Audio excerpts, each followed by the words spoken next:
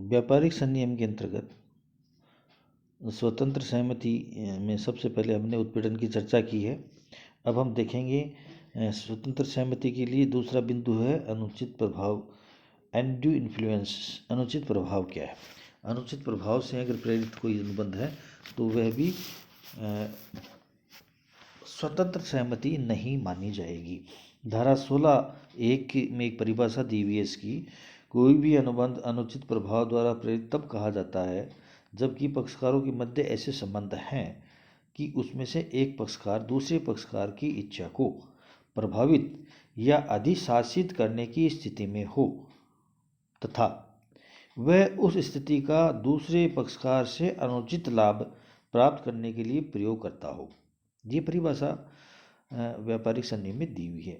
इस परिभाषा का अगर हम और विस्तार से देखें तो स्पष्ट होता है कि अनुचित प्रभाव से प्रेरित ठहराव तब कहा जाता है जबकि पक्षकारों के मध्य ऐसे संबंध होते हैं कि उनमें से कोई एक पक्षकार दूसरे पक्षकार की इच्छा को प्रभावित करने की स्थिति में होता है। ऐसी स्थिति वाला पक्षकार अपनी स्थिति का अनुबंध में अनुचित लाभ प्राप्त करने के लिए प्रयोग करता हो।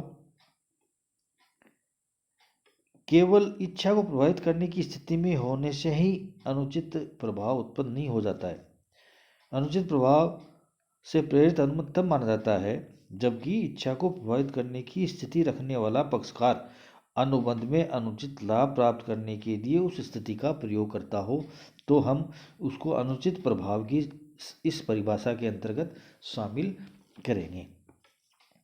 जब अनुबंध का कोई प्रभावी पक्षकार अपने प्रभाव का दुरुपयोग कर अनुबंध के दूसरे कमजोर पक्षकार की इच्छा को प्रभावित कर अनुबंध में अनुचित लाभ प्राप्त करता है तब कहा जाता है कि वह अनुबंध अनुचित प्रभाव से प्रेरित है।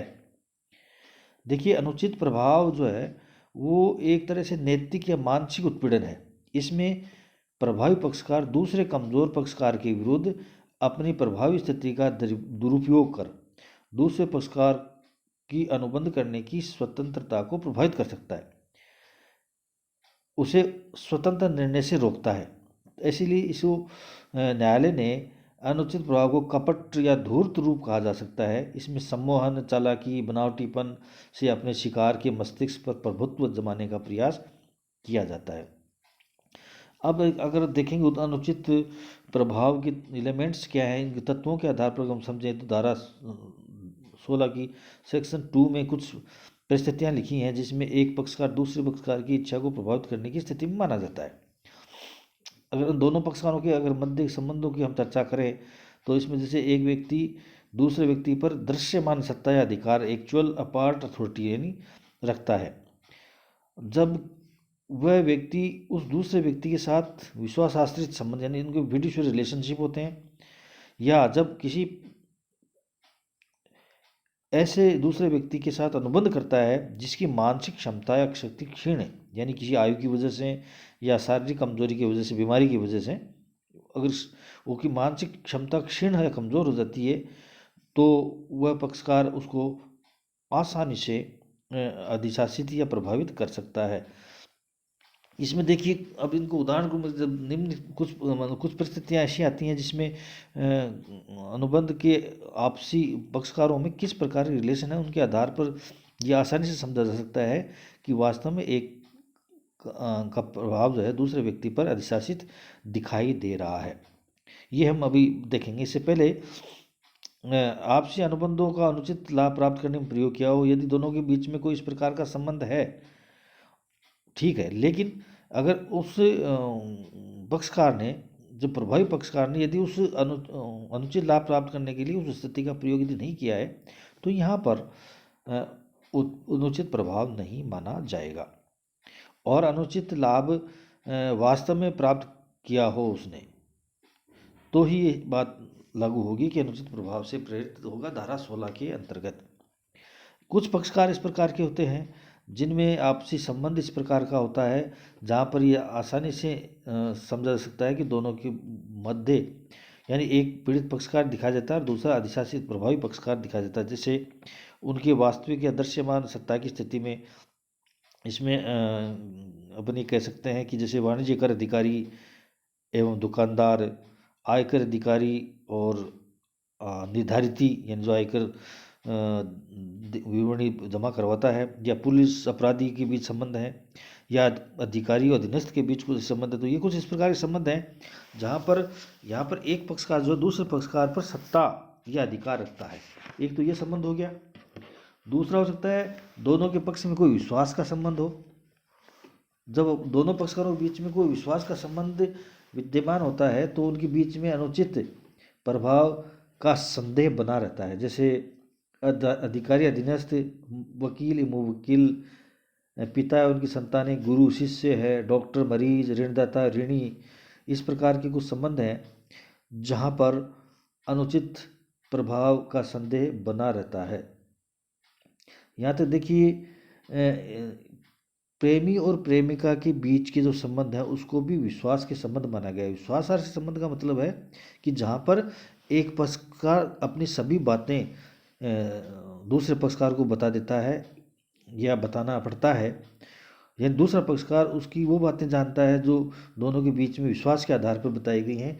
तो ऐसी स्थिति में उस बातों का अनावश्यक लाभ प्राप्त करने के लिए अनुचित प्रभाव के द्वारा कोई व्यक्ति प्रभाव में लेकर कोई भी अनुबंध कर सकता है। तो ये संदेह इस पर बना रहता है।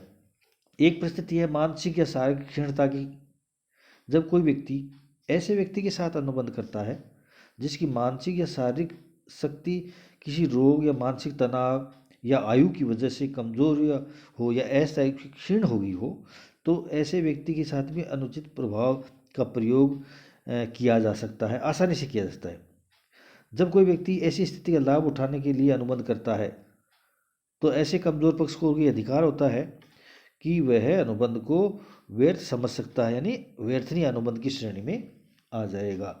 तो ये कुछ परिस्थितियां हैं जिसमें कुछ संबंध इस प्रकार के हैं जहाँ पर एक व्यक्ति दूसरे व्यक्ति के स्थिति को, मानसिक स्थिति को प्रभावित करने की स्थिति में होता है और वह उस स्थिति का प्रयोग अनुबंध करने में करता है और वास्तव में उससे अनुचित लाभ प्राप्त करता है। अनुचित प्रभाव का इफेक्ट क्या होगा, प्रभाव क्या होगा, ये वही है। पहला तो होगा अनुबंध व्यर्थ नहीं होगा, यानी विपरीत पक्षकार की इच्छा पर वह अनुबंध लागू होगा। और दूसरा, न्यायालय में कोई मामला जाता है तो न्यायालय भी अनुबंध को निरस्त कर सकता है यदि सिद्ध हो जाए कि अनुचित प्रभाव का प्रयोग इस अनुबंध में किया गया है। और न्यायालय अनुबंध को निरस्त करता है तो दोनों पीड़ित पक्षकारों को जो भी उन्होंने आपस में लाभ प्राप्त किया है उसको एक दूसरे को वापस लौटाने के लिए यानी नियोजित शर्तों पर अनुबंध को निरस्त करेगा। अब आता है कि भाई इसको सिद्ध कौन करे, बर्डन ऑफ प्रूफ, अनुचित प्रभाव सिद्ध कौन करेगा। साधारण यदि परिस्थितियाँ होती हैं तब तो सिद्ध करने का भार उसी व्यक्ति पर होता है जो अनुबंध को निरस्त करना चाहता है, और ऐसी स्थिति में उसे कुछ बातें सिद्ध करनी होंगी।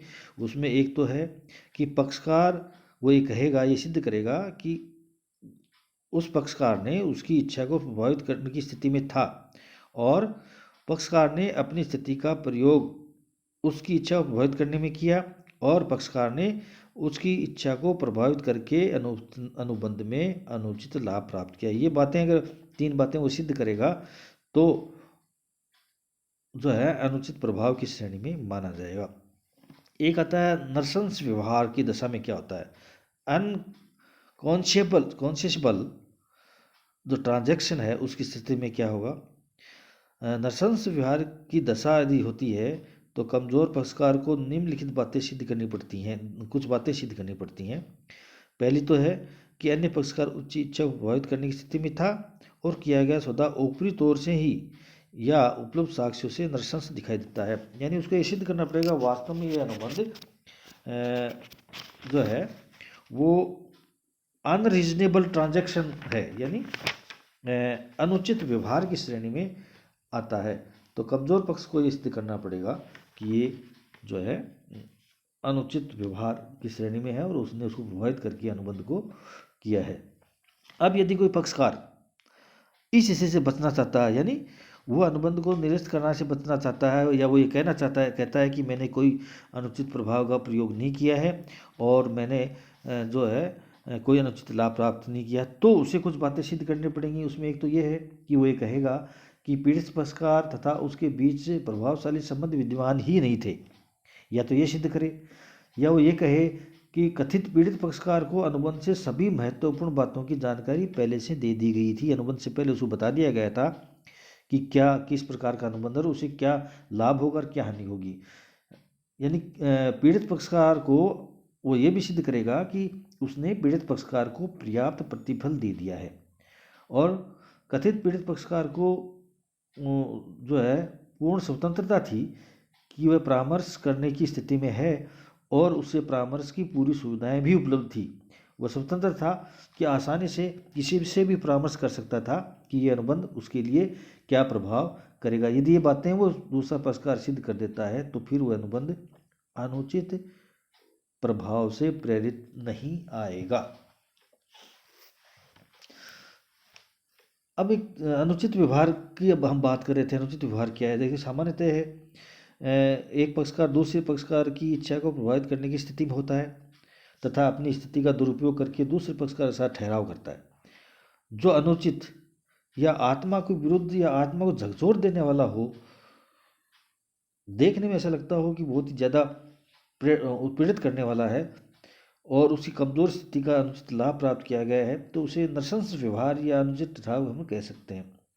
अब देखिए, नृशंस व्यवहार या ठहराव कौन कौन से होते हैं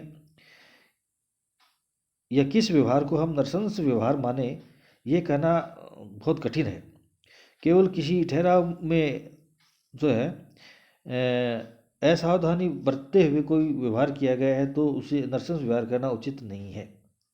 सामान्यतः उस परिस्थिति को देख करके ये तय किया जाएगा कि नृशंस व्यवहार किया गया है या नहीं किया गया। जैसे यदि किसी व्यक्ति को ब्याज पर धन उधार देना, सामान्य दर से अगर थोड़ा बहुत ज़्यादा अगर ब्याज दर लेता है तो वह नृशंस व्यवहार की श्रेणी में नहीं माना जा सकता, क्योंकि सामान्य तौर पर सभी लोग एक दूसरे से कभी आवश्यकता की देखते हुए कुछ अधिक ब्याज दर पर धन लेते भी उधार देते, लेकिन सामान्य दर से बहुत कई गुना अधिक ब्याज पर अगर धन दिया जाता है तो यहाँ पर यह नृशंस व्यवहार की श्रेणी में माना जा सकता है। तो ये सामान्यतः उस मामले की परिस्थितियों से देखा है, समझा जाएगा कि जो है ये नृशंस व्यवहार की श्रेणी में आता है या नहीं आता है। एक आता है प्रदानशील वुमेन। प्रदानशील महिलाएं कौन सी हैं? देखिए, पर्दे वाली औरतें अथवा प्रदानशील महिलाएं वे हैं जो किसी सामाजिक रीति रिवाज या किसी समुदाय विशेष में प्रचलित प्रथा के अनुसार पूर्ण रूप से एकांत में रहती हैं, जन सामान्य से संपर्क में नहीं रहती हैं। किसी महिला को केवल इस आधार पर प्रदानशील नहीं माना जा सकता कि वह कुछ सीमा या समाज से अलग रहती हैं। भारत में उच्च न्यायालय ने कुछ निर्णय दिया था उसके अनुसार कि जो स्त्रियां अपेक्षाकृत शिक्षित हैं, समाचार पत्र पढ़ लेती हैं, अपने कार्यों की व्यवस्था कर लेती हैं, यदा कदा वो न्यायालय में भी आ जाती हैं, उन्हें पर्दे वाली स्त्रियों की श्रेणी में नहीं रखा जा सकता। जो स्त्री अपने मुंह को या चेहरे को ढककर रखती है, पर्दे के पीछे बैठती है किंतु न्यायालय में उपस्थित होती है, गवाही भी देती है या किराएदारों से किराया वसूल करती है तथा आवश्यकतानुसार परिवार के सदस्यों अतिरिक्त अन्य व्यक्तियों से व्यापार संबंधी बातचीत भी करती है, पत्र व्यवहार भी करती है, तो ऐसी महिला को प्रदानशील महिला नहीं कहा जा सकता। यहाँ ये भी ध्यान रखना कि अर्ध प्रदानशील महिलाओं का कोई कंसेप्ट व्यापारिक संनियम के इसमें नहीं है। यदि कोई औरत कुछ प्रदानशील और कुछ अन्य दिशाओं में सामान्य है तो उसे प्रदानशील औरत का कोई लाभ नहीं दिया जाएगा। यहाँ ये मैं इसलिए कह रहा हूँ कि प्रदानशील महिलाएं जो हैं उनके साथ यदि कोई अनुबंध किया जाता है तो ये संदेह होता है कि उस पर अनुचित प्रभाव का उपयोग किया जा सकता है। तो वास्तव में जो प्रदानशील महिलाएं हैं उनके साथ किए गए अनुबंध में लागू होता है, उन महिलाओं पर नहीं जो सामान्यतः सभी कार्य अपने करती हैं, बाहर भी जाती हैं, न्यायालय में भी जाती हैं, लोगों से व्यवहार भी करती हैं, पत्र व्यवहार करती हैं। उनके साथ किए गए अनुबंध के संबंध में ये संदेह उत्पन्न करने की कोई कारण नहीं है। तो प्रदानशील महिलाओं के साथ यदि कोई व्यक्ति अनुबंध करता है तो ऐसी स्थिति में अनुचित प्रभाव का प्रयोग करने की स्थिति बन जाती है। अतः जब एक बार ये सिद्ध हो जाता है कि अनुबंध प्रदानशील महिला के साथ किया गया है तो सामान्यतः ये संदेश कर लिया जाता है कि अनुचित प्रभाव का प्रयोग होता है। अतः प्रदानशील महिला के साथ अनुबंध कोई व्यक्ति करता है तो उसे कुछ बातें सिद्ध करनी पड़ेंगी, नहीं तो वह अनुचित प्रभाव से प्रेरित माना जा सकता है।